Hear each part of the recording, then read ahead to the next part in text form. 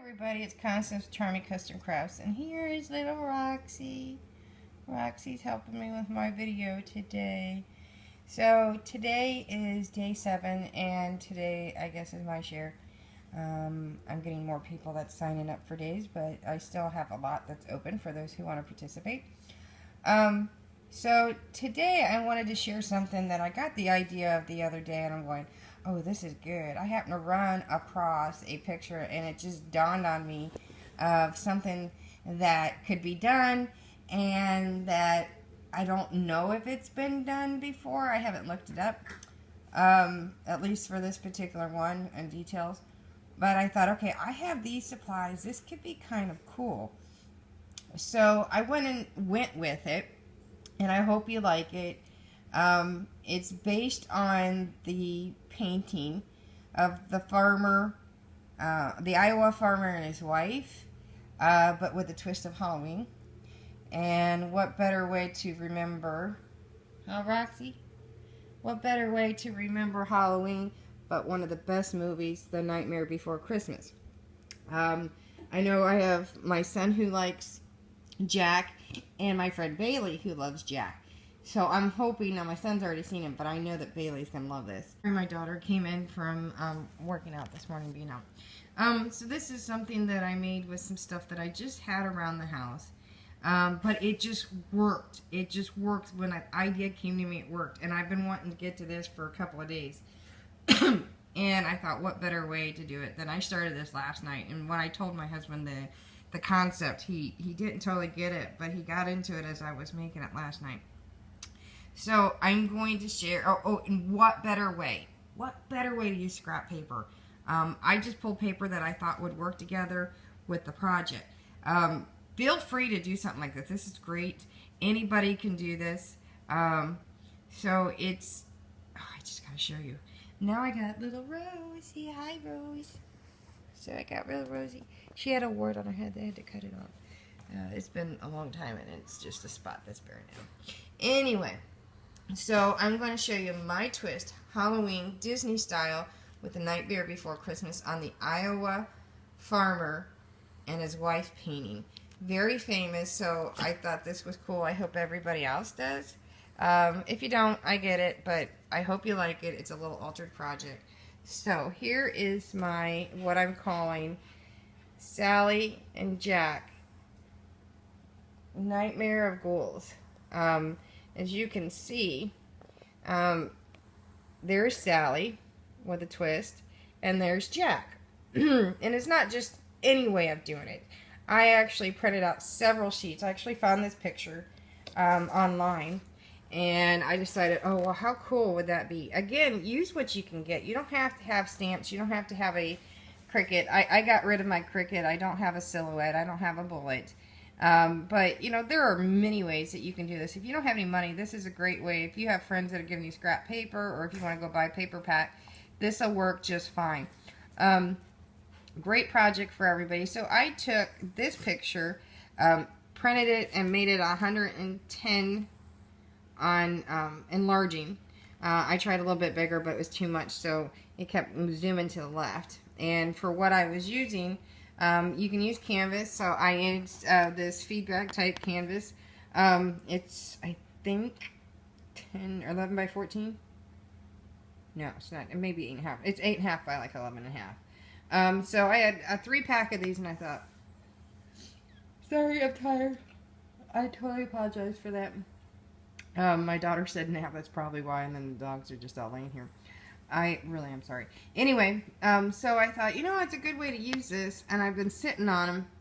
So I wanted to have a little fun with this, and to make something for my son's room, since he loves Jack. And you can't always find good wall things with Jack, except maybe a rare occasion, a poster. And then Disney has very few things over by the Tower of Terror, and then their Christmas stores, but there's not a lot of Jack anymore. So I took that picture, and I printed it several times, and I just kept layering every couple pages different pieces. This is a paper piece altered project without getting into too much of alterations of things. But,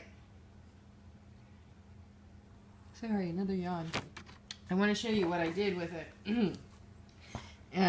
So if you look, and I'm going to try to zoom in here, each piece is a different paper glued down with an EK glue pen. Each piece is separate, so instead of her having her swirls here and more of a solid here, I decided to go with paper that I thought would work. I also used liquid pearls in this. I used a Prismacolor black marker. I used 2 different ones. I did a light color of a real soft gray, and to make sure I got the lines right. And then I went back over it and over it with 2 different colors to make sure it was the right consistent color to clearly show details. So if you can see, I have skin tone, but it's a textured paper with little gold dots. So I use that for her arms, both sides, and for her neck. This piece is one solid piece. This is a separate piece. That's a separate piece. Both shoulders are also separate pieces, and these 2 pieces are. So if you layer these down, if you're doing more than one, if you layer the paper down back to back with tape, you'll actually get like front and back of this, and then you can use it on another project, another one if you want. And then her hair, I did it in different layers. This is one piece because it was hard to get around what I was looking at, and normally she wouldn't have earrings, but I put a little twist on it. And then this piece all the way to around the top of her head is one piece, and then down through here. Now her eyes is a separate piece of paper. This is a glitter green. I don't know if you can see, sorry. I'm going to make sure you can clearly see the details. That's a glitter green, and then I used 4 different type of pens to really get what I wanted, and I wanted to make her look old and gritty to where it started to bleed just a little bit, where she looked deathly. And then I took a foil piece of paper, and I put, on the whole thing, I put a sheen on it so it'd be like a sticky thing to help hold it down. And then it gave that extra look to the inner side of her mouth, which I totally loved how it all came out once it was sprayed. And then I, of course, highlighted the hair so it looked like it was more stringy. And again, to pop out the features. So you have 1 piece, 2 piece, 3, 4, 5, 6, 7, 8, 9, 10, 11, 12, 13, 14 pieces just on her with some liquid pearl. I wanted to give her earrings to kind of go with the concept and be a little more freaky. Now, Jack is many different. This is a black glitter paper cardstock. And again, these are all my scraps. I didn't really have a white, and white wouldn't have done what I wanted to do. Sorry, another yawn. I don't know why I'm yawning. But I didn't want to go with white because it would be more typical. I wanted to do something that would be more fun and paper piecing of sorts. So I cut this piece, this piece, this piece. So we're going 1, 2, 3, 4, 5. This is cool because it just goes all the way out like his shirt. 6, 7, 8, 9, 10, 11, 12 pieces on him. And then I took the background paper. This is a cutout 12 by 12, and I trimmed it down. I thought about being more higher with them being more up on a higher hill looking up, but it didn't look right. So it's got the spooky house. You can see the eyes over here. And then you can go up and see where there's bats up in the corner. There's more bats, but you can't see it. There's a bat like up in the tree with a star. And then the branches, and then you got this scary pumpkin, and then you've got cobwebs. It's really kind of cool. You can't really see it because of the lighting, but I used sprays. I used Crafters, not Crafters Companion. Recollection. I used Collins. I used a little Tim Holtz of the Rub-On Distressed Ink. And I believe I used, Angel Mist, several different colors. It's actually a layered effect. It does not show this as well as I'd like to have showed it. But I sprayed different colors, like there's more yellow down here. There's a little bit of the blue spooky blue, the glitter. But it goes into blues and greens, just a little bit on the sides, and it goes into a dark purple up here. It does show so much better with the sprays, but you could also paint it. I chose not to because I didn't want the focus to totally be on the bat. So while this is in dark, I could have painted it, but I like the fact that it was more of a spooky effect. I wanted them to be the main focus. And then there's a side that I had on a Grim Reaper, and I decided to cut it off. I'm going to use a Grim Reaper as a ghoul instead. So I cut him down and I put welcome on it. And I didn't have to do this, but it was a little more fun for me. And then, of course, I used a little bit of liquid pearl. I think this is the bronze, and this is like the silver. No, it's, yeah, the silver.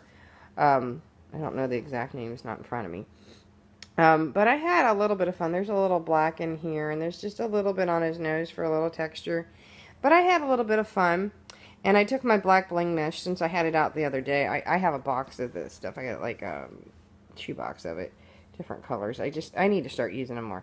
But I wasn't going to put the frame around because I kind of left the edges open on each end. And I thought, you know, that'd be cool. And then I thought, you know, I don't want to cover this. I could have made it solid.